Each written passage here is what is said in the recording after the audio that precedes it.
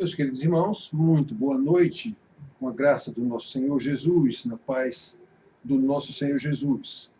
Então, aqui estamos, mais uma vez, com a mensagem à distância, porque, mais uma vez, fomos impedidos de nos reunir por um decreto governamental. Não questionamos o decreto governamental, temos que obedecer, até porque, já disse hoje pela manhã, que o impedimento é de que nos reunamos e não de que adoremos o nosso Senhor. Então, continuamos, que cultuemos o nosso Senhor. Então, continuamos cultuando o nosso Senhor à distância. Nós temos meios, muitos meios hoje de nos comunicar à distância. Então, nós vamos falar hoje à noite, irmãos, a nossa mensagem exatamente sobre isso. Qual a vontade de Deus? Como é que a gente sabe essa vontade de Deus? Eu ouvi uma pessoa perguntar para outra que tomou uma decisão que não era de acordo com a vontade daquela que estava falando, e ela disse: você não sabe, você sabe se não era a vontade de Deus que você fizesse isso? Quer dizer, aquilo que era da vontade dela.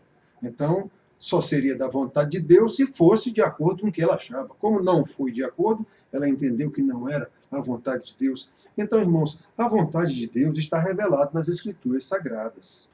Então, vamos ver um texto aqui de Lucas, capítulo 10, do versículo 25 ao 29 apenas, nós temos aqui Lucas, capítulo 10, do 25 até o 29, que é a parábola do bom samaritano. Só Lucas conta essa parábola.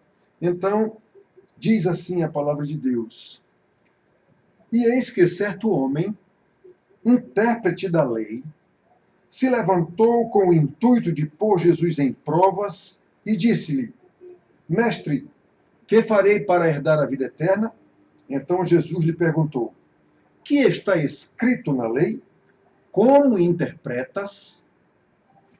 A isto ele respondeu: amarás o Senhor teu Deus de todo o teu coração, de toda a tua alma, de todas as tuas forças e de todo o teu entendimento. E amarás o teu próximo como a ti mesmo. Então Jesus lhe disse: respondeste bem, faze assim e viverás. Ele, porém, querendo justificar-se, perguntou a Jesus: quem é o meu próximo? Muito bem, irmãos. Então, irmãos, nós vivemos um momento de grande confusão, e não é novidade. Como disse Salomão, nada há de novo debaixo do sol, só que essa confusão vem aumentando, e nós sabemos disso. A confusão vem aumentando. Não é novidade, já aconteceu isso em Israel, e Deus disse: por quê? O meu povo está sendo destruído porque lhe falta o conhecimento, e lhe falta o conhecimento porque tu, sacerdote, não ensinas. Tu te esqueceste da minha lei. Eu te punirei e punirei a eles também. Então, irmão, nós temos uma grande confusão, inclusive no seio da igreja. No que se refere ao nosso conhecimento e relacionamento com Deus, é uma confusão grande. E, por consequência, essa confusão afeta inclusive o nosso tratamento com a natureza que Deus nos confiou para que administremos, para que gerenciemos. E a natureza dá o troco, como vemos a cada dia nas notícias, nessa época especialmente das enchentes, que afetou inclusive nossa cidade de uma forma assustadora ontem. É uma confusão que afeta o relacionamento com os nossos semelhantes, afeta os nossos relacionamentos até mesmo com os nossos familiares, por causa dessa confusão no conhecimento, na interpretação da vontade de Deus revelada nas suas Escrituras. É muito triste ver pessoas religiosas, frequentadoras assíduas de igrejas, que abandonam suas casas para cuidar do serviço ao Senhor. Nós vemos até mesmo líderes da igreja em grande confusão, com a família totalmente desmantelada, em franca desobediência à palavra de Deus, às Escrituras. Então, estas são pessoas para as quais, pelo menos em sua impressão subjetiva, Deus é tão íntimo, tão chegado, que eles falam a todo instante: Deus me disse isso, Deus me revelou tal coisa. Só que as suas atitudes e ações pela confusão em que vivem, estão muito mais de acordo com a vontade do diabo em suas vidas do que com a vontade de Deus revelada nas Escrituras. Irmãos, o que nós realmente conhecemos de Deus e da sua palavra revelada nas Escrituras, a sua vontade revelada nas Escrituras? E se conhecemos alguma coisa, será que esse conhecimento não é apenas intelectual? Será que não se trata de um conhecimento apenas cultural, familiar, religioso, que foi transformado em algo subjetivo, privatizado, limitado e circunscrito aos nossos próprios interesses? Meu filho, será que não era da vontade de Deus que você agisse diferente? Como lemos no texto, irmãos, o homem que se dirigiu a Jesus era um intérprete da lei, era um mestre em Israel, mas, como podemos ver, o seu conhecimento da lei era algo puramente cultural, religioso, com regras de homem, centrado nele mesmo e não na vontade de Deus. Ou seja, não houve salvação para aquele homem, claramente não houve. A salvação alcança nosso intelecto, emoções e vontade, sabemos disso. E isso quer dizer, aliás, amar a Deus com todo o nosso coração, com toda a nossa alma, com todas as nossas forças e com todo o entendimento. O homem sabia disso, intelectualmente ele sabia, 27. Ele respondeu a Jesus: amarás o Senhor teu Deus de todo o teu coração, de toda a tua alma e de todas as tuas forças e de todo o teu entendimento. Então, intelectualmente, o homem sabia, ele era um mestre da lei. Ele era um mestre da lei. Só que ele não sabia isso, não é, queridos? Ele não conhecia a Deus. Esse conhecimento estava só no seu intelecto. O salvo, pelo milagre da regeneração, passa a ser dirigido por Deus e direcionado para Deus, de acordo com a sua vontade revelada nas Escrituras, não apenas por um conhecimento intelectual. Não há mais lugar para subjetivismo, para achismo, para egocentrismo, para regras humanas, que nos fazem achar que estamos rigorosamente corretos.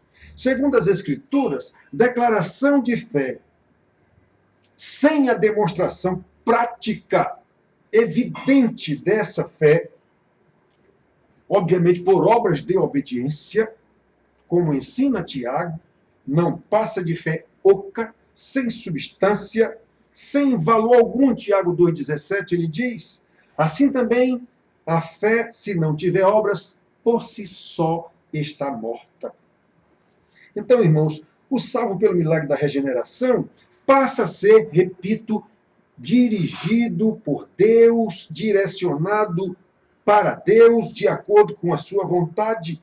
Como sabemos, a obra maravilhosa da salvação, pelo conhecimento de Deus, nos chega pelo intelecto, pelo que ouvimos, pelo que vemos, pelo que aprendemos, atinge as nossas emoções, quando compreendemos o grande amor de Deus, que deu seu Filho unigênito em nosso lugar, em sacrifício pelos nossos pecados, e como consequência natural, a mesma graça afeta a nossa vontade. Se isso não acontecer, verdadeiramente não houve salvação. Por quê? Porque a nossa vontade, nesse caso, passa a ser moldada segundo a vontade daquele que nos salvou, e a sua vontade está revelada nas Escrituras Sagradas. Irmãos, este deve ser o foco principal do ministério de um pastor, como eu tenho dito a vocês: ensinar a vontade de Deus aos salvos. Se fomos salvos, precisamos desenvolver o conhecimento de que Deus criou todas as coisas boas. Sabemos disso.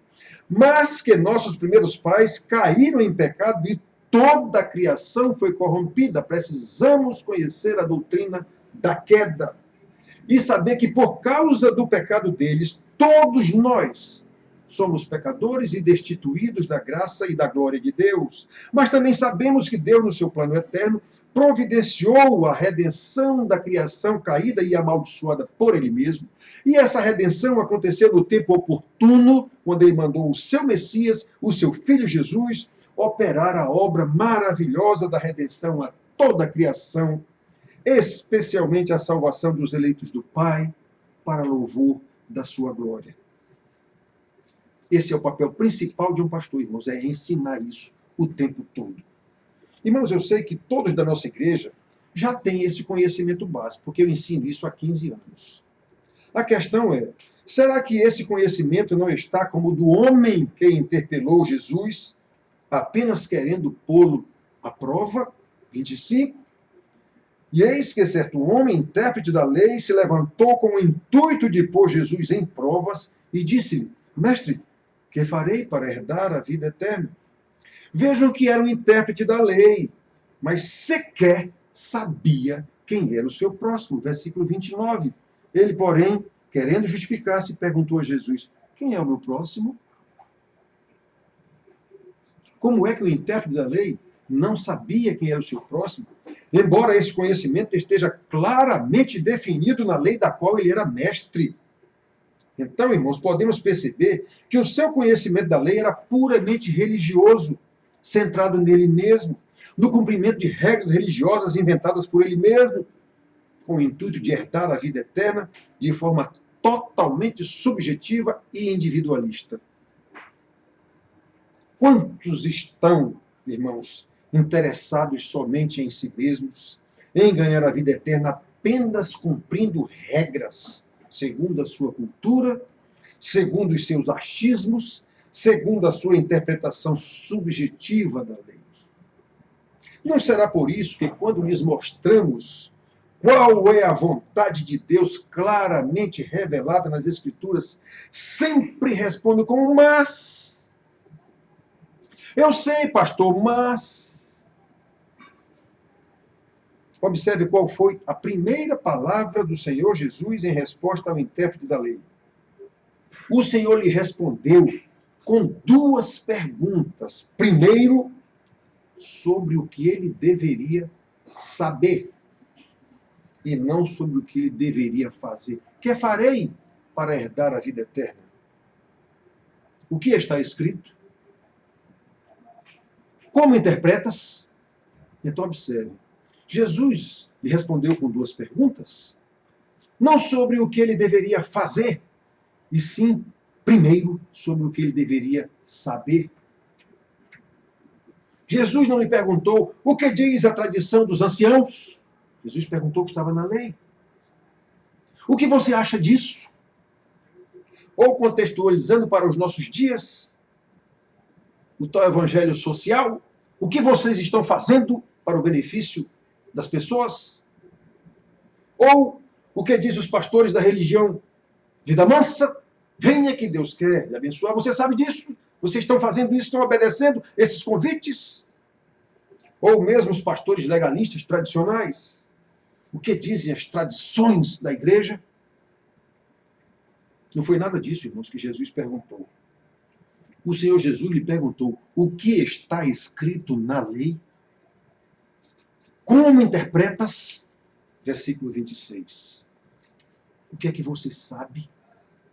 Percebe, irmãos?